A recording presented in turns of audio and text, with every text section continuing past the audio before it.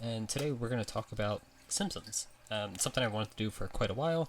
Just don't really know how, still don't really know how, but we're going to give it a shot, throw some shit at the wall, see how this works. We're going to talk about 22 short films of Springfield. It's by far my favorite Simpsons episode, and I thought it was a good place to start. So, general overview, we open with Bart and Milhouse spinning over an overpass. Bart questions any interesting stories there must be happening in Springfield, kind of setting up the plot here.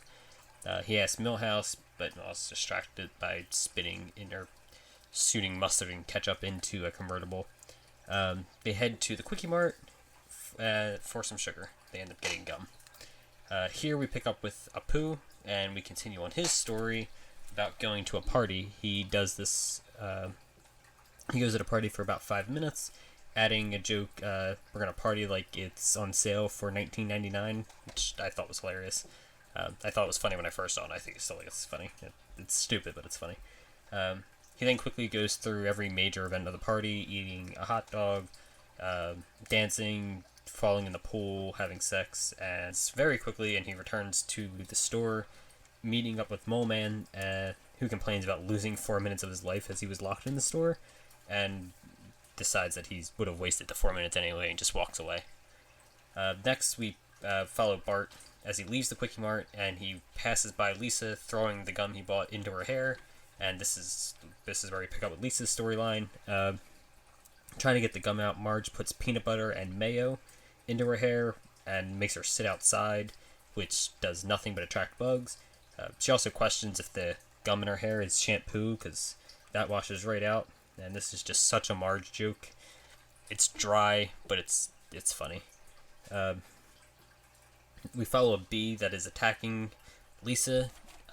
Away from Lisa's scene, this is kind of like the transition into Burns and Smithers riding a two-person bike.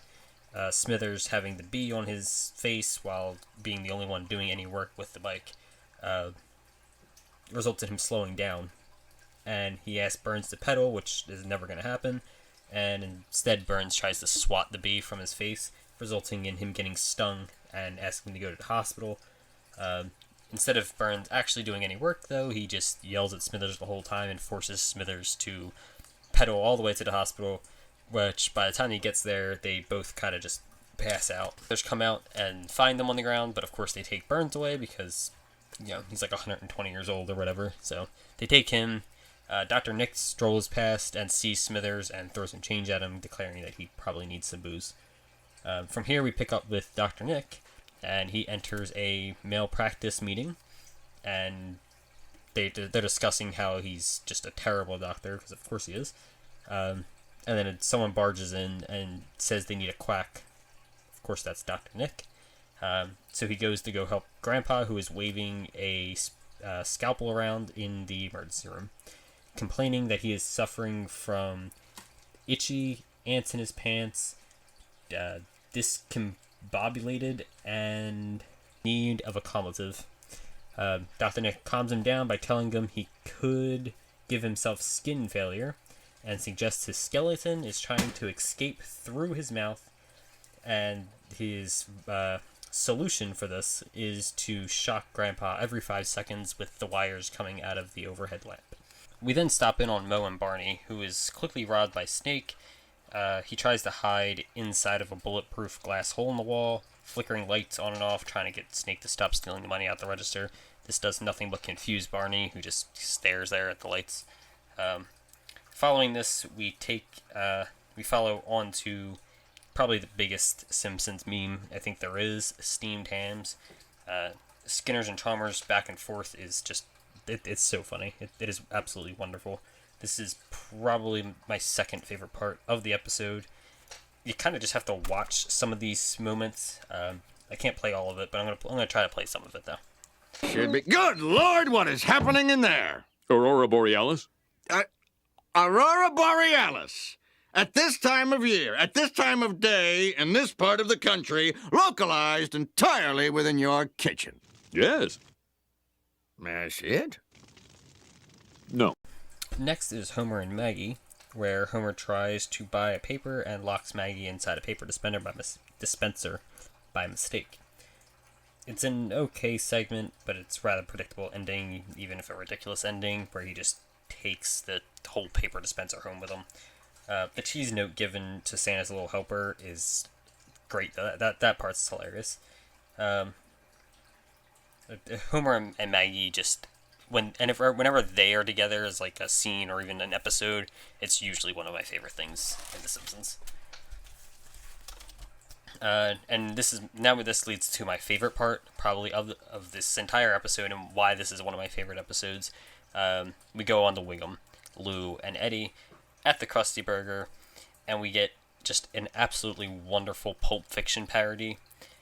They compare the Krusty Burger and McDonald's, and even use some quotes from Pulp Fiction, like where Jules says "example." Wiggum says the same, and they talk about the little differences. This is a Vincent line, but it's said by Lou in this case. This is just amazing. It's one of the best like dialogue parts of Pulp Fiction, and it's recreated so well here. Absolutely love it. In the movie, it makes it way funnier. But even if you don't know the movie, the dialogue is just that good that it's still funny, having never seen the movie. This story will continue, but they kind of stop it here for a minute, and you're interrupted by another segment for the Bumblebee Man. I like how this is all in Spanish. I think that's, for the time, I think that's hilarious. Like, there's no subtitles, nothing, and you still clearly know what's going on. Like, his life and his work life are just basically the same. Stupid shit always happens to Bumblebee Man. But it's a nice segment. It's not the best segment, but it's definitely it's right in the middle, kind of like with the Homer and Maggie. It's right in there in the middle as a really solid segment, and definitely something you wouldn't see in other parts of the series. From here, we shift back to Wiggum and Snake fall into Herman's store. They're kind of fighting. This time we're parodying Pulp Fiction again, but we're parodying specifically the Butch and Mr. Wallace when he chases them from the car. What does Marcellus Wallace look like? What? What country you from? What? What ain't no country I ever heard of? They speak English and what? What? English, motherfucker! Do you speak it? Yes. Then you know what I'm saying. Yes. Describe what Marcellus Wallace looks like. What? Say what again? Say what again? I dare you. I double dare you, motherfucker. Say what one more goddamn time. He's black. Go on. He's bald. Does he look like a bitch? What? Does he look like a bitch? No! Then why you try to fuck him like a bitch, Brett? I didn't. Yes, you did. At this point, Wiggum and Snake are fighting until they end up in Herman's store, where at gunpoint he ties them up and ball gags them. Cutting away again, we now see Lovejoy and his dog shitting on Ned's lawn. This is funny because, Lovejoy hates Ned. Well, maybe not hate, he hates Ned. Leading us back to Lisa's hair, where we get just a cavalcade of people giving advice in the family home, including Sideshow Mel, Sea Captain, Ned, Willie, Otto, Dr. Hibbert, and just plenty of others. I think the one, like the last one to show up is like the baseball mascot. Again, this is another scene where, while the Lisa Gum plot just isn't anything super exciting, it's kind of pretty standard. The fact that they just add all of these characters, random as shit, just in there, they're talking about gum in the hair. We learned that Sideshow Mel's gum, or a bone, is stuck in his head because of the gum. Like, that, this is good. This is a very good part of the episode, in my opinion. I think it's hilarious. It's stupid, but it's funny. We go to the worst part of the show, in my opinion, and that's Cletus. It's short, though. It's not terrible or anything. It's just, it's kind of like a small chuckling part, but it's not that funny. But this moves us to the comic book shop, where Milhouse is trying to use the bathroom, but must buy something first. Get the Conroy photo signed by Roger Moore joke, which is hilarious. He buys a Hamburglar comic, so you can use the bathroom. But at this point, Kurt walks in and pulls Milhouse out before he can use the bathroom, thinking he's just there to buy a comic.